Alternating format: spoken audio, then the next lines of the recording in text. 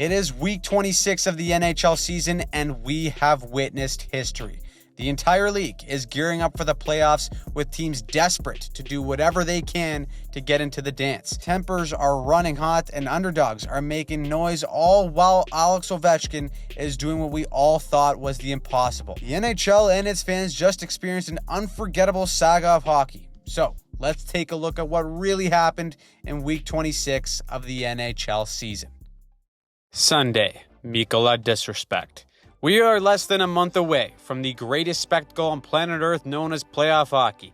And this time of year, just about every game matters, including a Sunday opener between the Panthers and Canadiens. Florida's still in the hunt for that division title, while Montreal is controlling their own destiny in the wildcard race. This one's tied at 2 early in the third, and Lane Hutson is going to find Nick Suzuki. That is Hutson's 54th assist of the season, third all-time for a rookie defenseman.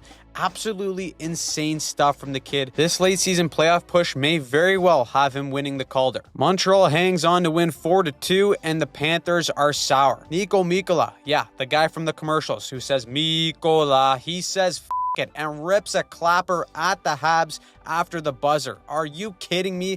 Big no-no in hockey. Montreal loses it. Now, there's a little bit of chaos to end the game, but Niko Mikkola goes unharmed. Now, the two teams are going to tango on Tuesday night, so he better be ready to answer the bell. Meanwhile, Gary and the refs are still in witness protection after screwing Lou and the Islanders with a goalie interference call last week.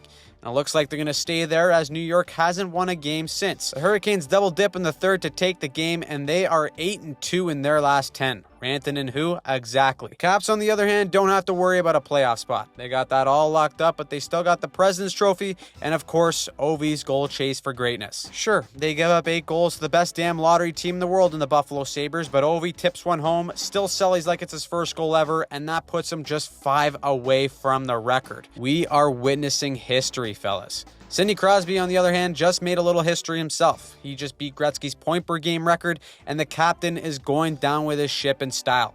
0-0 barn burner against Ottawa. Crosby, 1T, let's go to Applebee's. This game is over. Penguins pick up the extra point to get a worse draft pick. Congratulations. Out west, the Canucks are on life support, and it is ugly. Connor Hellebuck, another MVP caliber night. 23 saves, only 1 goal against. You got Cole Perfetti dancing through defenders like he's on Broadway. The Jets keep on humming, and the Canucks' playoff chances are down to the single digits. So are Utah's chances, but thank the Mormons, they play the Blackhawks. 2 freebie points there, they will take what they can get. The Kings will do the exact same against the Sharks, and oof, this was a beatdown. 8-1 spanking by LA, but at least we get the SeatGeek goal of the week early. Kuzmenko with the stop-up. Macklin Celebrini goes for a tumble. Ice is slippery, kid. Don't forget it. Kuzmenko then dishes it to the middle. Cheeky little touch by Gavrikov. No looker, and Kempe gets the finish. That is slick stuff from LA. Now, Max Domi does get an honorable mention, as he makes Ratko Gudas look like he's playing ringette and then goes upstairs on the backhand. Now, these types of games for Toronto against bottom feeders are usually the ones that they find to lose. But hey, maybe this year's different. They beat the Ducks to get a 3-point cushion on the Atlantic Division lead, and a sad but hilarious fact of the day is that the Leafs have only won 2 division titles since winning the Cup in 1967. Now maybe, just maybe, it is actually their year. Monday, the Michkov Show.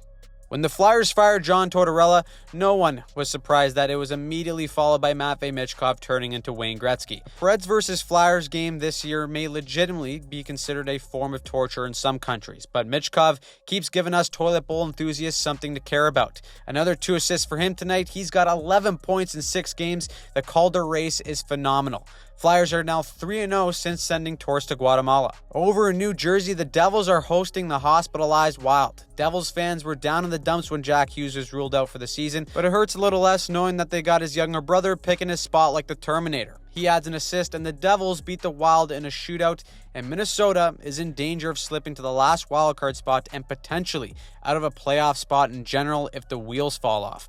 Kaprizov is still hurt, but are we sure that Charlie Conway isn't available to take his spot?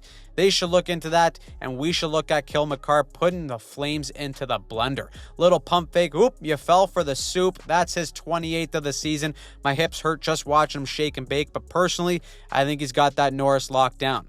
However, after all the flash, Calgary claws back from a 2-goal deficit and wins in a shootout. That is a monumental win for them, with their playoff hopes also on life support. Finally, we had the Stars versus the Kraken, and this was just another example of how sick Dallas truly is. Wyatt Johnson is on a heater right now. He gets his 30th of the year, his 5th in his last 5 games, while Casey DeSmith stops 35 of 36. They win their 6th in a row and are now only just 4 points back of the Jets for the division lead. Tuesday, Habs highlight. Here we go. Rematch between the Panthers and Habs. Nico Mikkola, public enemy number 1. No fireworks, but he doubles down on being the most hated man in Montreal by scoring the first goal of the game.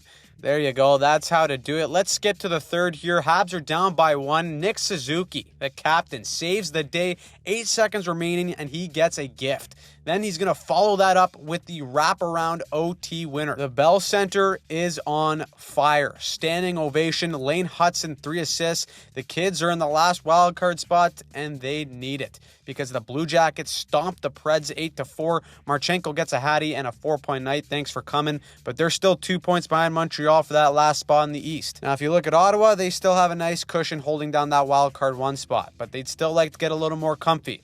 Too bad the Sabres are a wagon right now. Leafs legend James Reimer, another 33 save performance. They beat Ottawa 5-2 and are 7-3 in their last 10 games.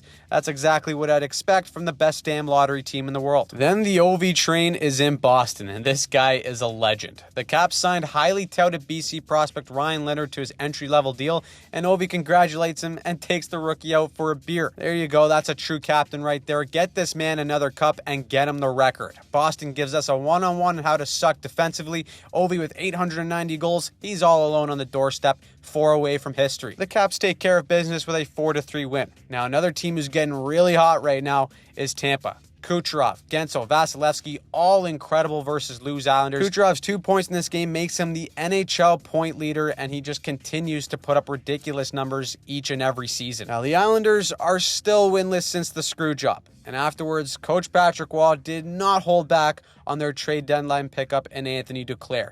He said he was straight up god-awful and that he's lucky to be in the lineup.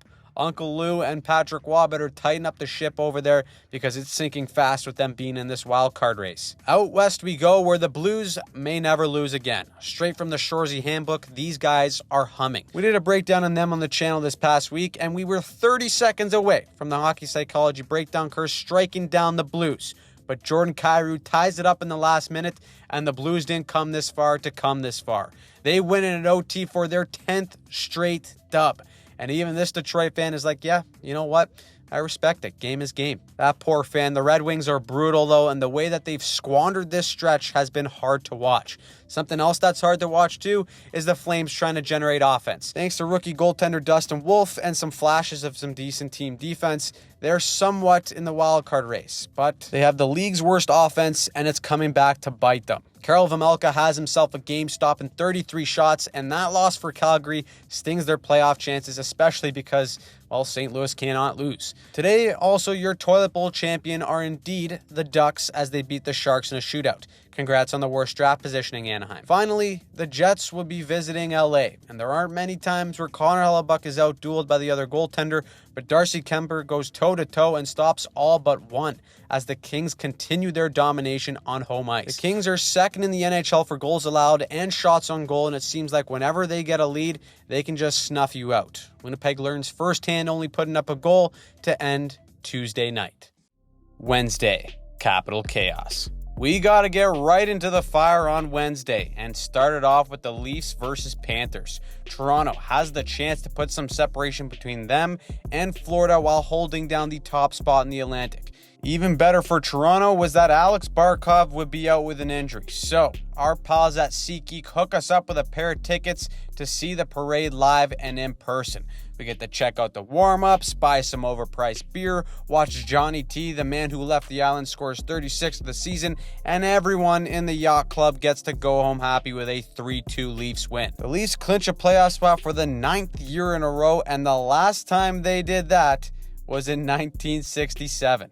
Yeah, that means the parade is on, and if you want to see your favorite team live while scoring a great deal on tickets, you need to start using SeatGeek. SeatGeek is the best app for finding deals on tickets by rating them on a scale of 1 to 10 so you know if you're getting a good deal. If it's red, no bueno. If it's green, that is a banger. You should snatch up those tickets. SeatGeek is hooking us up with 15% off whether you're a new customer or not. The NHL playoffs are right around the corner. Now, we got to see the Leafs clinch their spot live, but we're going to be catching some playoff games, and I'm using SeatGeek to make sure I don't break the bank. I'll just be doing that for the beer instead. So if you want to see your favorite team live and on a discount, click the link in our description and use Hockey15 to get 15% off your next tickets. So if you want the best seats in the house while getting a great deal, click the link in our description and get in on the action this season. Now, from Toronto, we go to Carolina, where the great chase is coming down to the wire. Gary's hopping on the circuit to win his history, but the Hurricanes ain't having any of it. 4-0 Carolina before halfway through the second. They don't want none of the Ovi madness, but they get it anyways. Vintage from his office, clapper and all, down to 3 to beat Waino. Ladies and gentlemen, this is what the male peak physique looks like and the ideal build for crafting the greatest goal scorer of all time. Then this game gets spicy. Jalen Chatfield and Connor McMichael have a tilt, and Chatfield goes for the Russian leg sweep takedown like it's UFC 200. Yeah, pal, I don't think you can do that. You're probably going to get a fine, maybe even a suspension, but that pisses off the Caps. Guys are jawing at each other back and forth, making fun of one another in the penalty box as tempers start to flare. 142 penalty minutes teed up in the game. The refs earned the paycheck tonight as guys were just living in the box. Carolina wins their third in a row in a blowout and stay hot. Now, a couple of snaps for Colorado, winning the irrelevant game of the night and picking up their 2 freebie points from Chicago. Then we get back in the mix with a couple of wildcard teams. The Rangers, chasing Montreal for that last spot in the East, get a little tippy long stockings from Vinny Trocheck in OT. Huge win for them to tie the Habs with 79 points. The hospitalized Wild fall to the second wildcard spot in the West and are just treading water until at least Kaprizov gets back. Maybe they will be okay though, because only Calgary and Vancouver are really the only teams with somewhat of a shot of catching them. But the Canucks lay another egg. Just the season from hell in Vancouver, and getting shut out by Seattle 5-0 in a must-win game is on par for this team. Their playoff chances are becoming slim to none as they lose their third in a row to end Wednesday. Thursday, brutal Boston.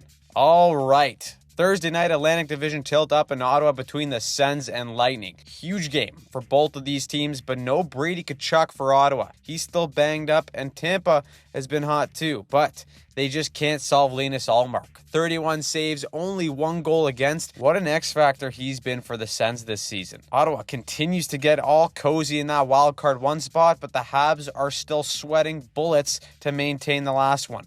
Boston is in Montreal, and they are 15-0-1 against the Habs in their past 16 meetings. But this is a new era where the Bruins stink and the Habs are actually on the up. Of course, you still have the hate between Boston and Montreal, but Nick Suzuki once again leads this team to victory. He picks up another goal and assist, and since the Four Nations break, no forward has had more points than Nick Suzuki. And really just the top line of the Habs of Suzuki, Caulfield, and Slavkovsky have also been the most productive in that time as well. You gotta know that we did a breakdown on the Habs this past week, so check out that video after this one, but they get a massive 2 points. For Boston, that's their 10th loss in a row and their 18th in the last 21 games. Just an all-time tank job, but my oh my, have the mighty fallen. Now that Montreal win meant that 2 points were a non-negotiable for the Columbus Blue Jackets, but the Avs are just too damn good.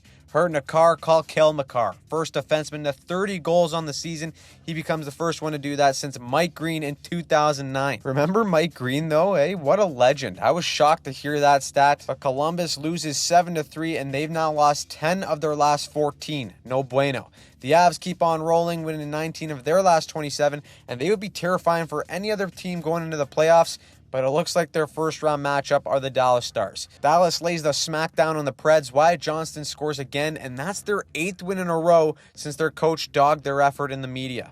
The sickening thing is that they're not even the hottest team in the West right now. St. Louis is legitimately never going to lose a game. They beat Sid and the Penguins to win their 11th straight game. The Jets or Vegas must be sick worrying about that potential matchup, which makes their game tonight all the more important. The Jets give Hellebuck some R&R, and Mike Comrie comes in and shuts the door against Vegas. 26 save shutout, ballsy win with Dallas also breathing down their neck for the division lead. Now, two teams also on a crash course to tango in round one are LA and Edmonton. Kings get one step closer to securing home ice with a dub over Utah, so Edmonton has to respond by beating the Sharks. It was a little bit closer than expected, but bad news for the Oilers is that Leon Draisaitl left the game halfway through. The guy was looking like a Looney Tunes character, taking some of these bumps, tripping on pucks, falling on his head. Tough go all around for him on the night, and you got to think that the Oilers consider shutting him down until game one of the playoffs. Meanwhile, the other team in Alberta is on the outside looking in. Calgary has their sights set on chasing the Wild, and they take care of business by beating the Ducks 4-1. The Flames are now just 5 points back of Minnesota, but they do have a game in hand and a matchup with the Wild next week, so anything can still happen. Friday, history made.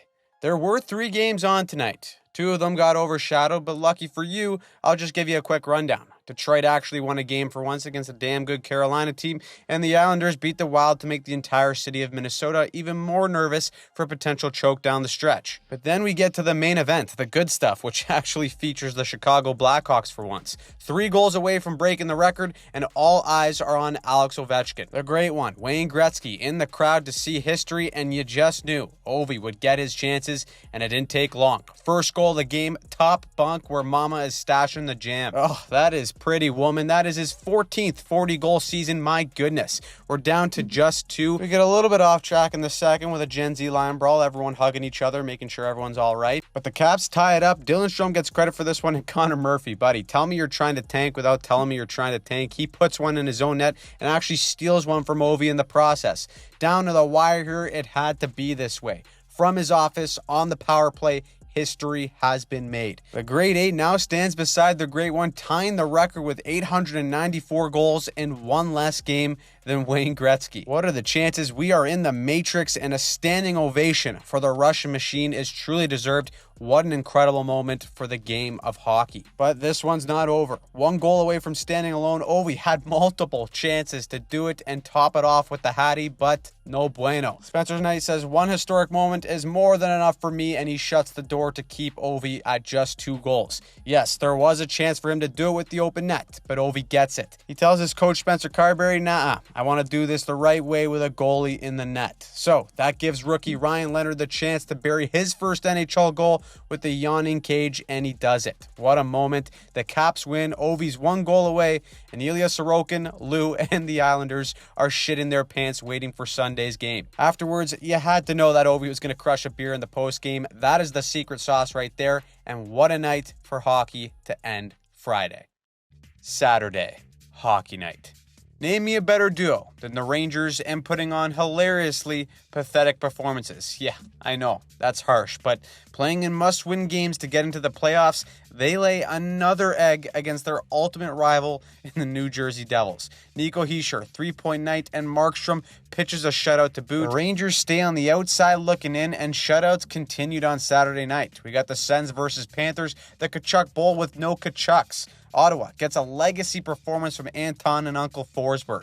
40 saves keep the change. Florida has now lost 4 in a row, and a first-round Rochambeau between them and Tampa looks more and more likely. Tampa themselves took an L as well to the best damn lottery team on earth. Tage Thompson has 40 goals on the season. Wow, would you look at that? And Reimer gets his 6th win in a row in a shootout as the Sabres continue to be the most unnecessary basement wagon down the stretch. I mean, seriously, 7-3 in their last 10. They are always lights out when it doesn't matter whatsoever. Now, speaking of the basement, Boston was officially eliminated on Saturday. An absolute disaster of a season, currently riding a 10-game losing streak, but they put an end to that, beating Carolina 5-1 to temporarily pause their all-time tank job. Meanwhile, in the Atlantic, the Leafs are locking in for that division title. 5-0 spanking on Columbus. Will Nye, the science guy, 2 goals, and Stolars with the shutty to keep the parade route a go on Bay Street. Now, Rangers and Blue Jackets loss is c'est magnifique for the Habs and their fans.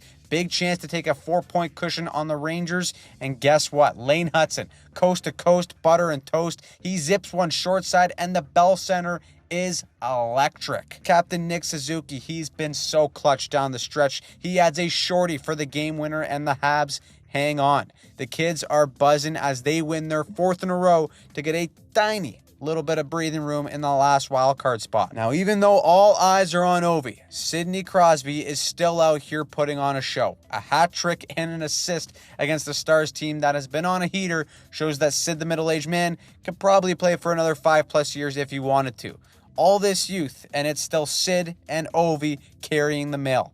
Incredible. What's also incredible are the Blues. They still ain't losing ever again. They go up 4-0 on the Avs. Things get a little hairy as Colorado scores 3 in a row to make it interesting, but the Blues hang on. Robbie Thomas has 4 points on the night, and St. Louis sets a franchise record with 12 straight wins in a row. This team may enter the playoffs as a wild card, but that is fake news. Don't believe that positioning, because they are going to be an absolute nightmare to go up against in round 1. Now, in the West wild card situation, we got some teams on life support. The Utah no-name brands officially need to run the table and win all of their remaining games if they want to squeak in. So, Karel Vejmelka with a dog performance, holding the Jets to just 1 goal. Are you telling me there's a chance? Yeah, there still is, and there's also one for Vancouver as they do their job and beat Anaheim. Everyone's also assumed for a while that the Kings and Oilers are destined for a 4th straight year of a first-round matchup. They go toe-to-toe on Saturday, and there's no McDavid and Draisaitl, so predictably,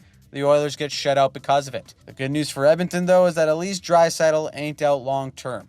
However, the Kings may just go ahead and win the division as they're 13-3 in their last 16 games and trail Vegas by just 1 point. So, the stakes between the Flames and Golden Knights just got even higher. Calgary is 5 points behind the Wild for that last spot, and Vegas can hear LA's footsteps. For Calgary, it's been the same story. The Wolf Pack. Dustin Wolf stands on his head as he has all year, stopping 31 shots.